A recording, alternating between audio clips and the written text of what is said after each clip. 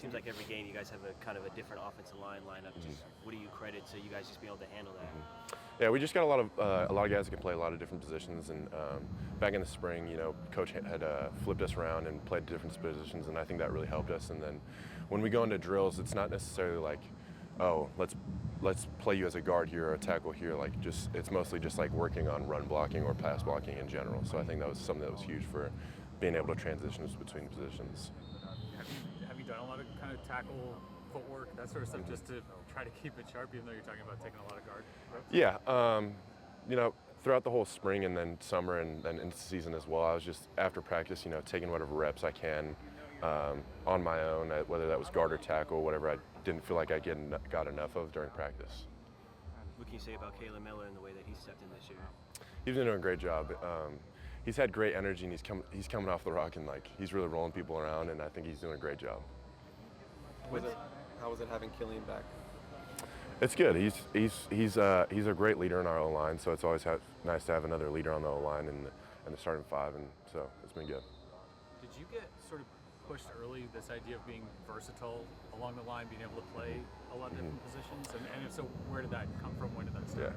Yeah. So last year during the spring game, I actually had taken a couple reps at like guard and like interior, so it was something that I had done before. So just rolling over into season, I had also tried to like keep it, so it was something that I was able to do. We saw Aaron Dunn on the field on Saturday about 2 hours before game time in the rain, doing reps. What do you kind of say about him, kind of as a person and where he wants to better himself? He's a hard worker. I mean, I'm sure you guys noticed he was one of the last guys out here just working on his own craft, just like doing his own thing. But he's always out here like on his own, just doing his own thing, and like he's always trying to get better. And I think that's one of the best qualities. You guys, the skill guys, what it's like playing in a rain game. What's it like for the offensive line playing in a game with so much rain? I think it's a lot of fun. I mean, it's way better than being in the heat. You're a lot cooler, but I think it's a lot of fun. Yeah. This program relied a lot on the transfer portal the past couple years, and this year not as much. Nearly a lot of guys who have been around the program a long time. Do you feel like that has an impact on the culture, especially now that it seems like you guys have really found your stride with that? I wouldn't say necessarily, because I feel like every guy because we still got guys that came into the transfer portal this year, and I feel like everybody is like super close this year. I don't know if it necessarily has to do with like the transfer portal or not, I couldn't say, but I think everybody just like has done a great job of being like super close off the field, and that translates to being on the field as well. What do you think has led to that? Because a number of players have talked about how like close you guys are off the field. And Eric Gentry is a guy who's been here for 4 years, and he's talked about this is the closest team that he's been around. Just kind of what was the difference this offseason with that?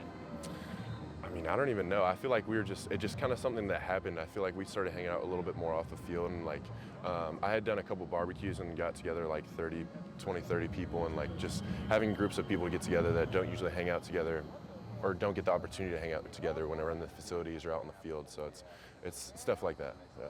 Do you talk trash this week with Manuel Prena? Of course not. No. Have you talked to him at all since he's been? I haven't. No. I know some of our guys have, but just like keeping up the friendship, and he's a good guy, so it's always nice to catch up with old friends. What's the biggest challenge this Oregon defensive line poses for you guys?